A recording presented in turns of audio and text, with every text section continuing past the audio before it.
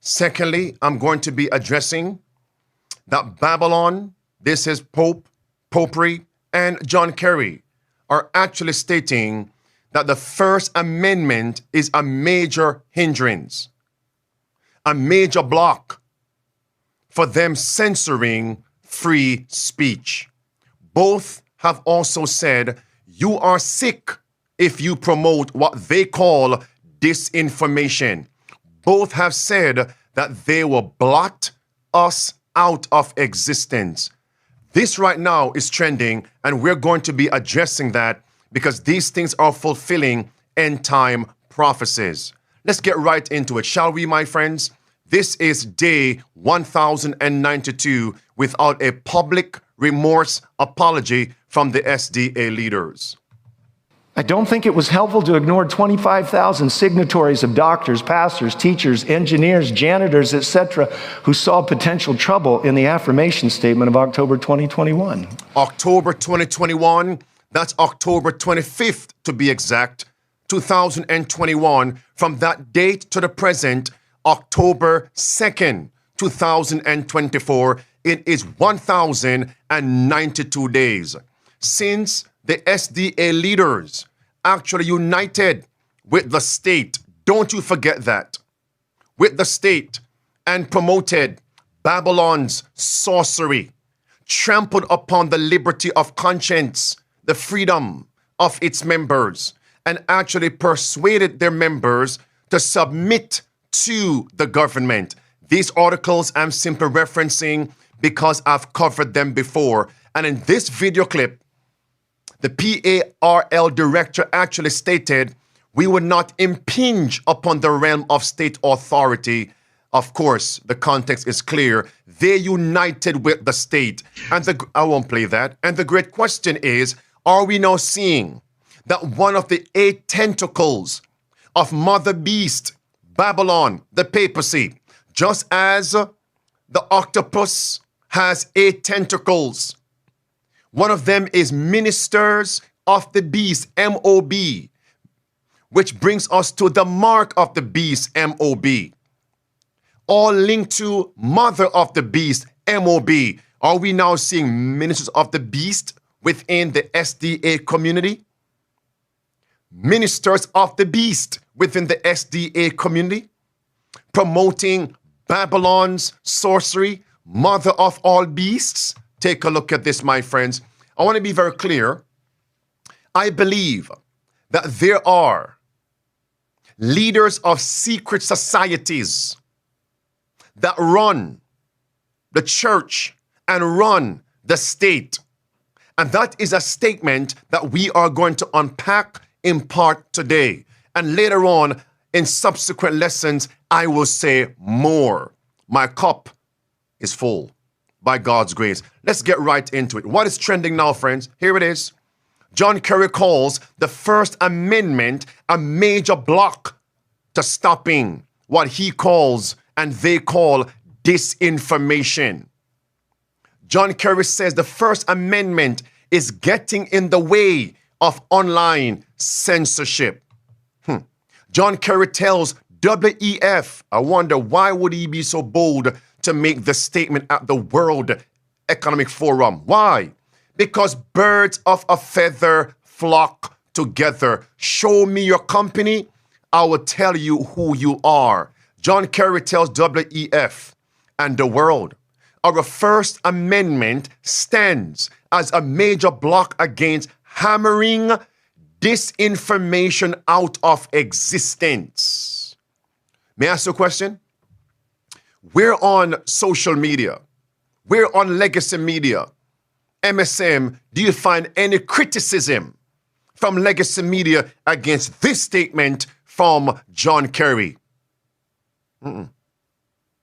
That is out of existence, pun intended. So what we're now seeing is actually one of those 8 tentacles of Mother Beast that will lead to the mark of the beast, and that is monitoring of the beast, media of the beast, MOB. Here's a clip, lest you think those sites got it wrong. Here he is, John Kerry. And there's a lot of discussion now about how you curb those entities in order to guarantee that you're going to have, some accountability on facts, et cetera. Clip 2. But look, if people go to only one source and the source they go to is sick and, has an agenda and they're putting out disinformation, our First Amendment stands as a major block to the ability to be able to just, hammer it out of existence. So, what a bold statement. The First Amendment stands as a major block to hammer it out of existence. Hammer what out of existence? What he calls disinformation. May I ask you a question? Is disinformation abstract? No. People, they claim, are promoting disinformation. So what will they do to those people? Hammer them out of existence. And beloved, we're now seeing something similar going on within the SDA community. What has happened to Dr. Conrad Vine since his statements publicly against the SDA leadership? They're actually censoring him, marginalizing him, hammering him out of existence, blacklisting him, banning him from pulpits in the SDA local churches. What we're now seeing is the ministers of the beast, not only in Babylon, in the world, but also in the church, the SDA community. And as I progress in this presentation, I'm going to be comparing, showing you the juxtaposition in the world and also in the church. Here is John Kerry. The man is going to tell us that this election coming up November 5th is all about limiting the effect of the First Amendment. It's time to implement change. That's what the man said. Again, context is king. Context is everything. John Kerry, here he is. What we need is to win the ground, win the right to govern by hopefully having, winning enough votes that you're free to be able to implement change. Now, obviously, there are some people in our implement change. What change? Clip 2. Stay right there. What change? Context. Context is key. They want to hammer out of existence disinformation, number one. And number two, the First Amendment stands as a major block in our efforts. And this election will bring change. This is what the election is all about.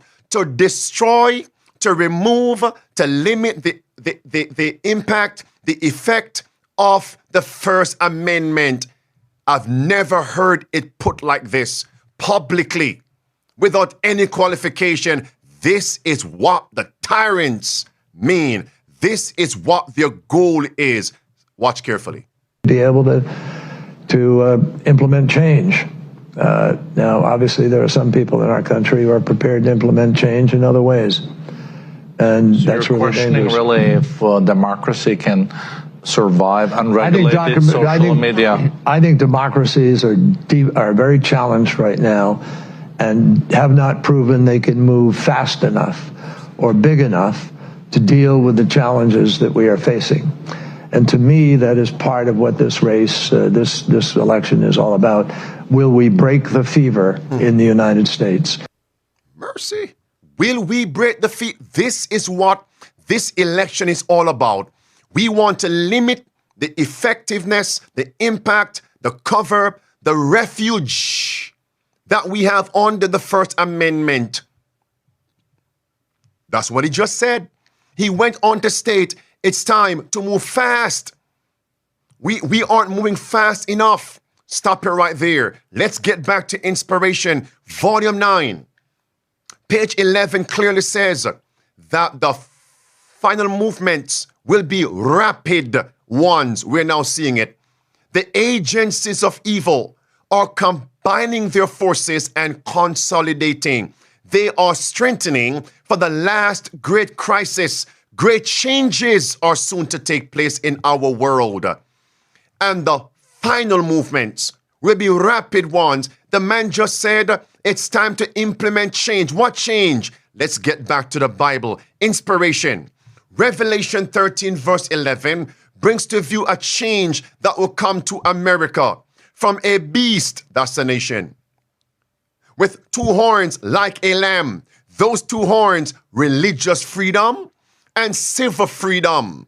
Those freedoms enshrined in the U.S. Constitution, the Bill of Rights, the First Amendment, freedom of speech, freedom of the press, freedom to gather, yes, freedom of worship and religion, and to petition the government, redress grievances, freedoms. But verse 11 says she will speak as a dragon. Verse 12, force everybody to worship the first beast whose deadly wound was healed. That is popery, verse 1 through verse 10. And then verse 14, she will form, America, will form an image, watch this now, an image to popery. Verse 15, false worship in America or be killed if you dissent and oppose. Verse 16 through 17, you won't be able to buy or sell. Freedoms null and void in America. We're now seeing the change, the transformation for the worse. Have you ever heard someone make the statement publicly as a chief executive in America? Who is John Kerry? The man once ran for public office, for president, VP as well. The premier envoy, ambassador of this administration to the world, John Kerry, leading voice to combat climate change from America's perspective to the world. John Kerry making such statement. We must castrate the First Amendment. This is the image of the beast. Beloved, that's in the world. But watch now. In the book Last Day Events, give that to me, preacher. In the book Last Day Events, page 227, paragraph 3, paragraph 2, the Lord has shown me clearly the image of the beast will be formed before probation closes, for it is to be the great test for the people of God by which their eternal destiny will be decided, the image of the beast. Now, is that going on in the SDA community? Yes. We just saw during the pestilence 19 pandemic, the SDA leaders joined with the state, that's it, to promote Babylon's sorcery, Babylon's inoculation. That is the image of the beast being formed in the SDA community. I just gave you those clips in part. And as in the world, silence every voice of opposition. Blot them out of existence. What's happening now in the SDA community? They are banning, censoring, blacklisting. Do you see it now? Dr. Vine and others. They want to silence every dissenting voice. The image of the beast is being formed right now in the SDA community. And many folks would love to say, Pastor Enriquez, don't talk about these things. They hope that by me not saying anything, the issue will just die away. But Jesus says, lift up thy voice like a trumpet. Show my people their transgression, the house of SDA, their sins. The image of the beast is being formed. They hope that we'll go back to the days of cassettes ministry, newsletter ministry, when if there was an issue, it would take weeks and months to be circulated to SDAs who are concerned worldwide. But with social media, once there's a breaking news, we can simply record audio, video, and send that out worldwide with the protest, a call for reformation. They despise social media. And as a result, they want to silence voices. The image of the beast is being erected in the SDA community. Yes. And that's why they want to silence us. But praise God, we're not going backwards to cassette days and newsletter days only. And then came along CDs and DVDs. You have to wait. And before there were cassettes, what happened? You had to wait until that minister came to your camp meeting, your local church, and tell you of the atrocities going on publicly in the SDA community. And it's time for the protest and reformation. They want to bring us back to antiquity, going back to the dark ages. No, it's a new day. They want to silence us. In the book Great Controversy, preacher, page 445, we're told clearly the image of the beast is when the church unites with the state. Yes, and to force the conscience, Great Controversy, page 445. Go back and read that, my friends. I'll give you the paragraph. Page 445. And that is the chapter, God's Law Immutable. Paragraph 1 of page 445. Go back and read that, friends. It's being formed. Now, let's get to secret societies. John Kerry, look at your screen.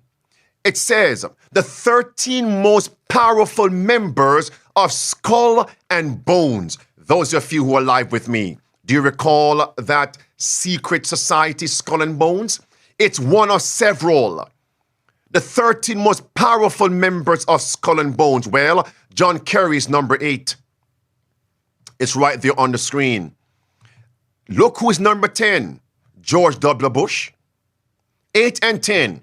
And the reason why I'm giving you these two men is because both men claim to be on two different sides of the spectrum. But since they are part of the same secret society, it's the same agenda that they are pushing, but they approach the end goal from two separate perspectives. Have you ever gone to a mall? Let me give you that. Or even Walmart or Whole Foods, two separate sides of the spectrum. No shopping mall has only one entrance in these days.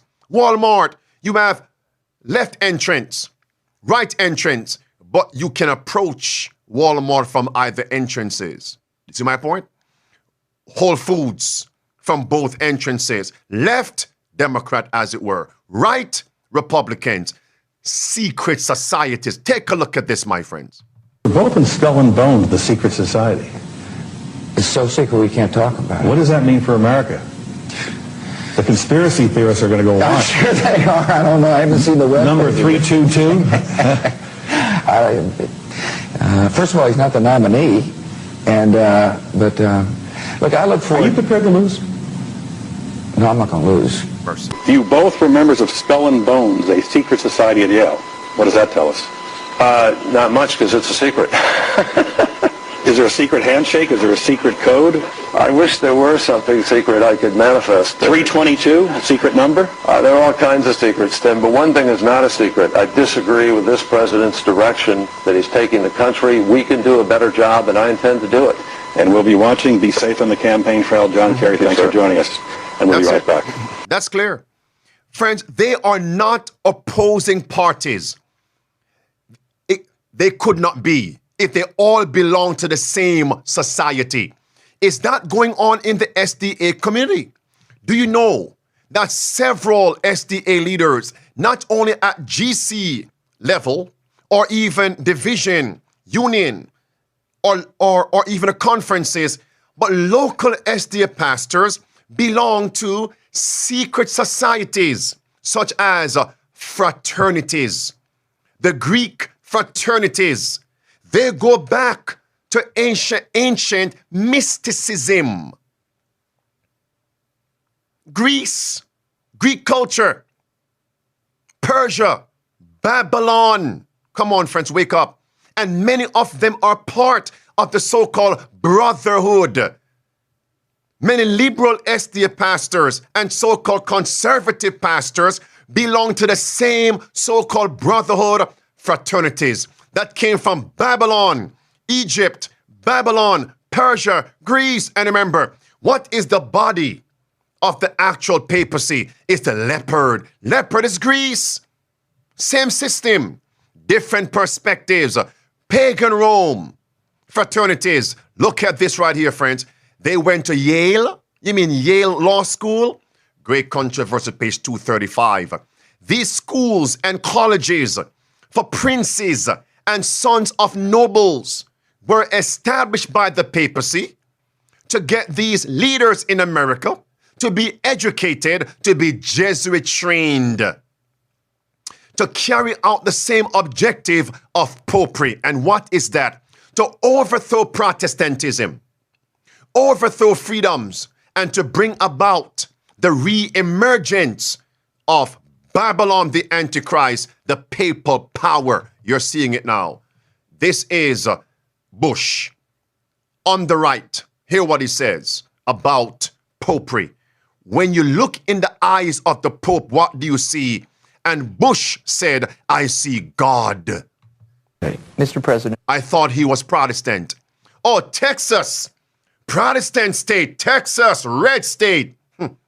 I thought Protestantism meant to protest against popery, not to look at the Pope and say, I see in his eyes God.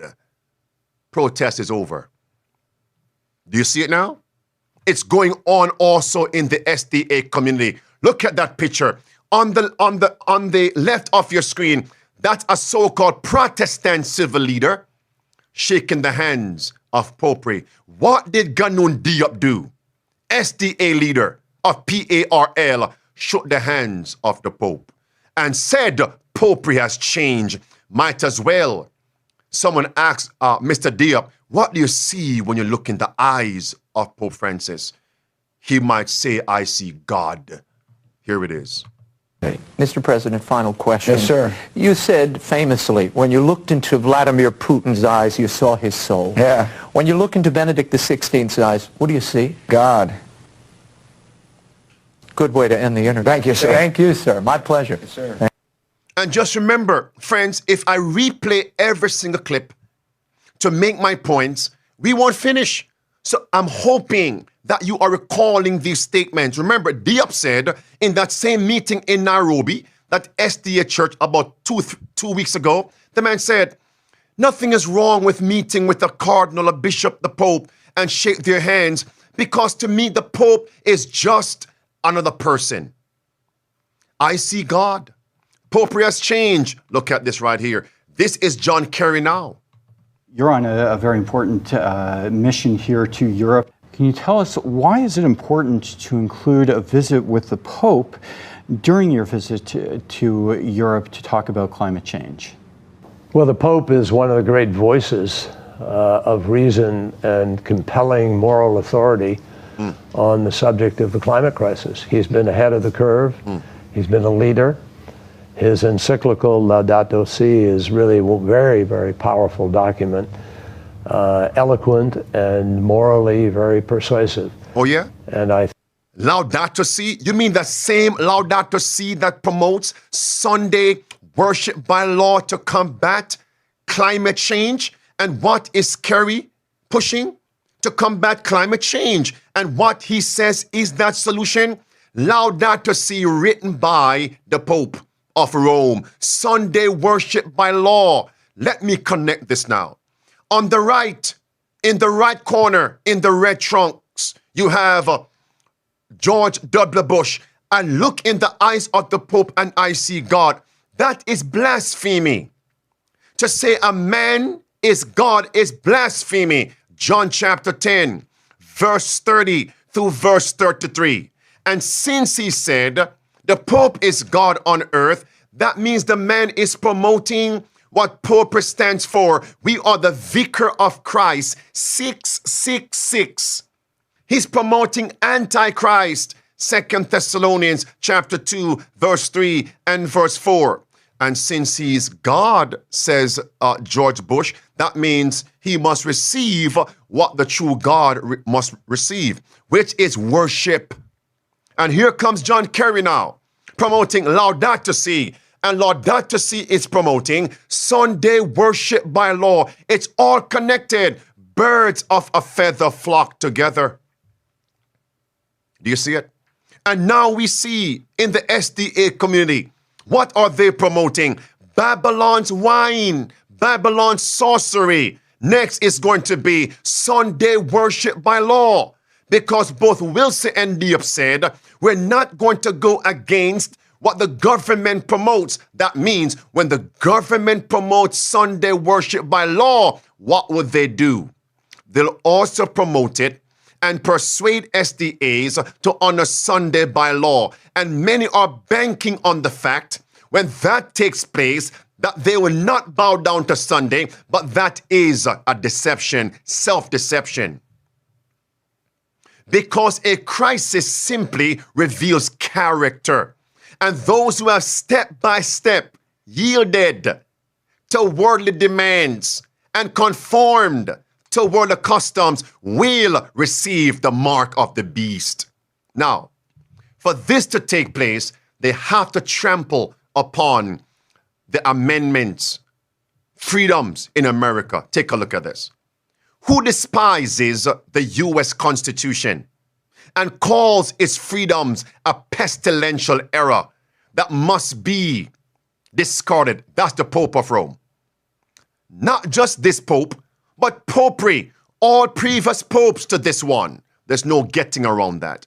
That was written in their encyclicals. And remember, when they speak and write in their encyclical, that means those words are infallible. It's right there. And what is John Kerry pushing? We must remove the First Amendment because it is a major block to censor free speech or what they call disinformation.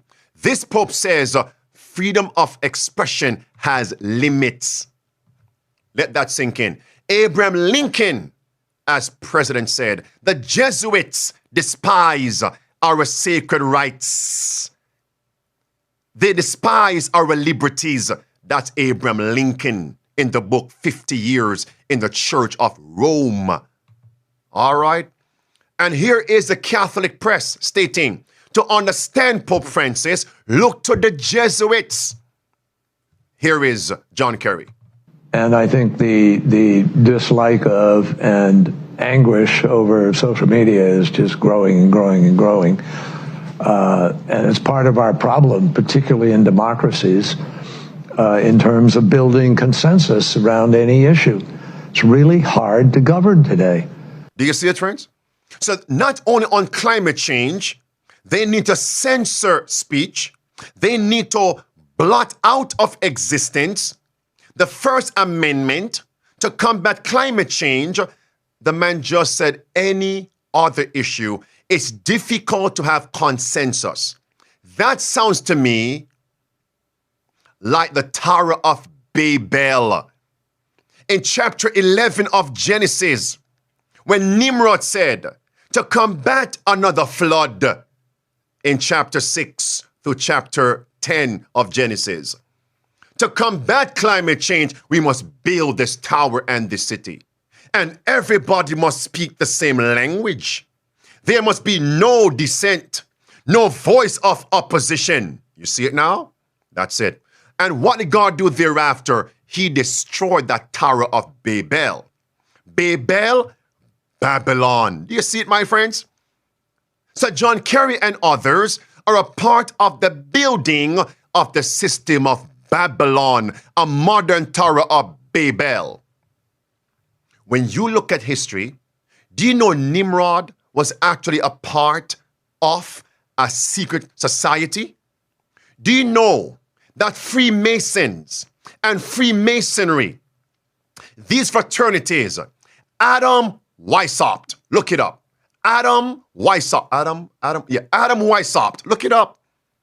With the what they wear down here, aprons, and the actual compass. Look it up. Freemasonry. And the ruler. Look it up, friends. The Tower of Babel was a system of secret societies. Babel, Babylon, Jesuitism, popery, skull and bones. The Greek fraternities, not only in the world, but also in the SDA churches. Hear me, hear me, hear me. Breaking news.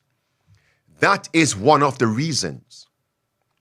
If the SDA leaders were to find out that one of their leading pastors have committed public abominations, they simply sit him down for a few months or move him around to a different conference district. And then he is reinstated to his position. Do you know why? One main reason is that pastor is a part of the quote-unquote brotherhood. That pastor is a member of some Greek fraternity. And the leaders of the conference are also a part of these Greek fraternities, secret societies. And by the way, these fraternities don't only unite SDA members and pastors, but the fraternities also unite with SDA pastors, men from the world, from Babylon. I know of what I speak. Because even at Oakwood, they had fraternities on the campuses, and many SDA young men were in the fraternities, and many men from other colleges from Babylon were also a part of the same fraternities. How can you have a brotherhood with SDAs and men from Babylon? 2 Corinthians 6, verse 14 to verse 18, come out from among them and be ye separate. For what fellowship has light with darkness? He who believes with an infidel. Come on, friends. Move on. Listen. Yeah, you know, there's no, the referees we used to have to determine what's a fact and what isn't a fact have kind of, been eviscerated to a certain degree. And we want referees. So who shall be the referees? We must control speech, pages, platforms that are opposing our narrative. That's why chapter 18 of Revelation, verse 2, that speaks about Babylon. Verse 3 says, Babylon is in bed. Babylon controls the merchants of the earth. Friends, these merchants are the ones who run social media, the platforms. Yeah. Merchants of the beast. The MOB, Silicon Valley. The merchants are all in bed with popery. Babylon of the last days. And verse 13 says, they will enslave. Go read verse 13 of chapter 18 of Revelation. They will enslave the masses. Slavery means you don't have any rights. So Babylon is behind this movement to strip away your rights, to make you slaves. I hope I'm making sense today. Am I? All right. John Kerry, continue. And people go, and that people self-select where they go for their news or for their information. And then you just get into a vicious cycle. So it's really, really hard, much harder to build consensus today than at any time in the 45, 50 years I've been involved in this. Do you see, my friends? And now the man is going to say, you are sick. Listen.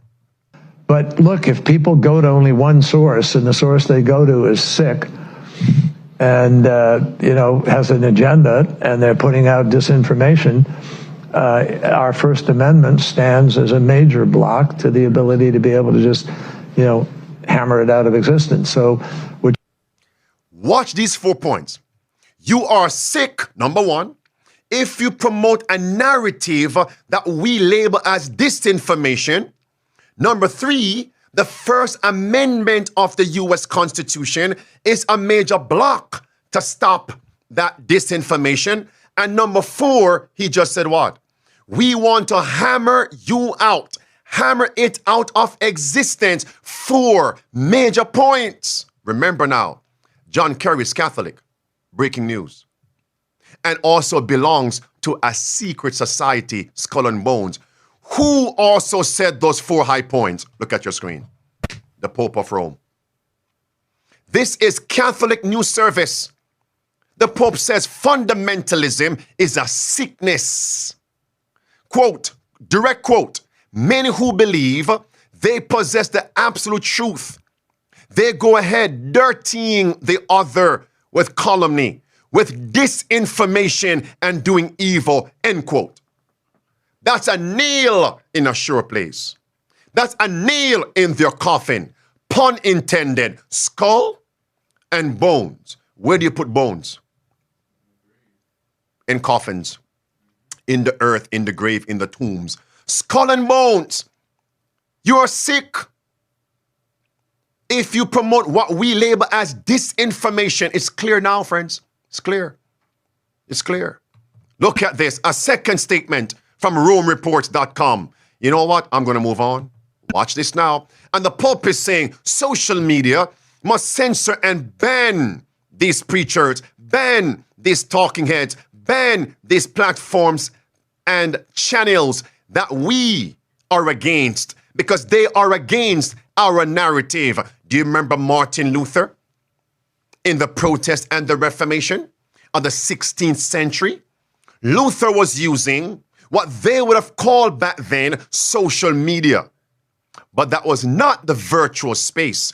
It was the stationary press, the printing press. And Popery took over the printing presses through the kings of Europe, through her Jesuits, to silence freedom of speech. Look at it now. And Popery did that through what was called the Inquisition Board. And that board is still intact today, only with a different name. And Henry Kissinger once wrote, religious unity had fractured, flourished with the survival and spread of Protestantism. But watch, the Protestant Reformation destroyed the concept of a world order. Do you see it now? Sustained. The world order was sustained by 2 swords, the papacy and the empire. Does that make sense, friends? What is the WEF calling for? Klaus Schwab. What is Tedros? I'm going to him right now. WHO calling for world order. What is the UN leader, Antonio Guterres, calling for? A global world order. The Pope is calling for a new economic order. Kerry, a new world order.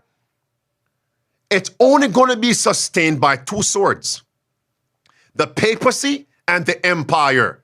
UN, US. Does it make sense now, friends? But what stands in its way? Give it to me, preacher. Protestantism, freedoms, freedoms. So to get that world order, they must destroy Protestantism. We're seeing it now. So let me come back to the church. So could it be that the leaders of the SDA leadership are also promoting the new world order? How so, Pastor Enriquez, as they're now censoring the protest and the call for reformation? The question is, are these 2 leaders and others a part of secret societies? Friends, I know what the answer is. I simply raise questions to get you to think. You wait until I get to subsequent lessons. But you don't have to wait. Matthew 7, Christ says, by their fruit you shall know them. That needs to be repeated. By their fruit you shall know them. So what is the PARL director promoting? The policies of Popery. By their fruit you shall know them. What are the leaders of the GC promoting? The policies of Babylon. By their fruit you shall know them. In their eyes, the protest is over. But God will have a voice in the wilderness, like John the Baptist, like Christ, the disciples, the reformers of old, John Wycliffe, Martin Luther. Let's continue. This is Tedros. Hear what he says. WHO, listen. If I was a comedian, I would give you a joke and make it funny. We don't play games here. Listen attentively.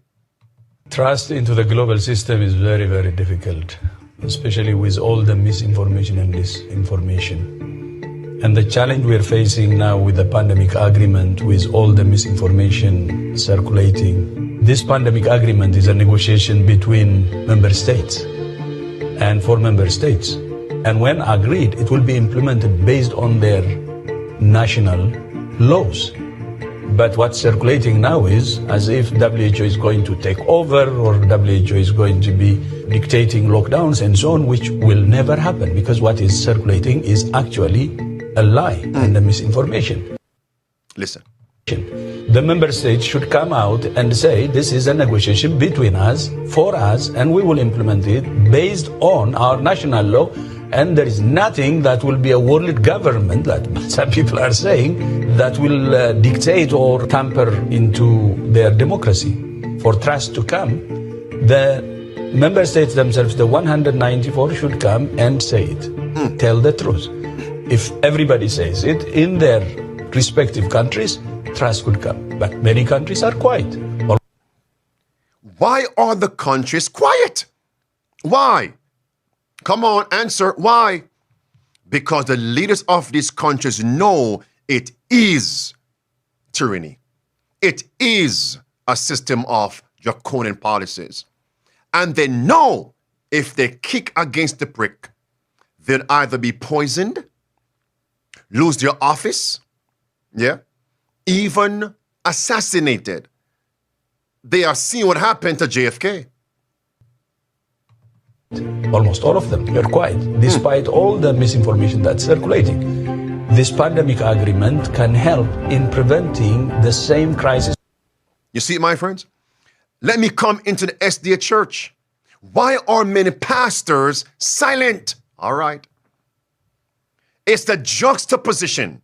Why are so many SDA pastors silent when we can see the leaders of the SDA organization have joined with Babylon, promoting Babylon sorcery, silencing freedom of speech, marginalizing the faithful Protestant, blacklisting faithful preachers, stripping away our liberties? Why are they silent? Silence in the face of evil is evil itself. They are indifferent and neutral, and they are committing a grievous crime in the sight of God. Let me close this off. But look, if people go to only one source, and the source they go to is sick, and has an agenda, and they're putting out disinformation, our First Amendment stands as a major block to the ability to be able to just, hammer it out of existence. So, I do not repeat things because I want to waste time.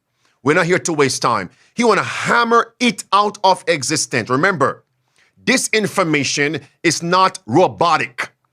It's people, they say, are promoting misinformation, disinformation, and this one, malinformation. So who do they want to hammer out of existence? The faithful preachers. When I heard that, I recalled this statement. Look at it and weep.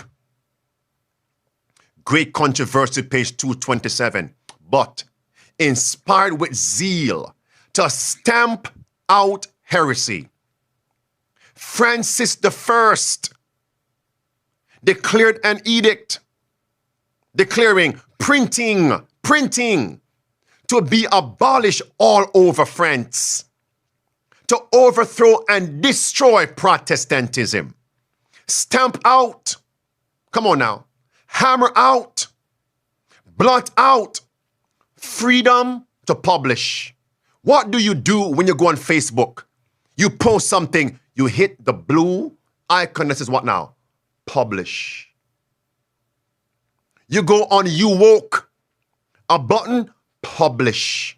Make public, private, public, unpublished. Publish. The stationary press and the digital press. Watch now, page 618, last days now.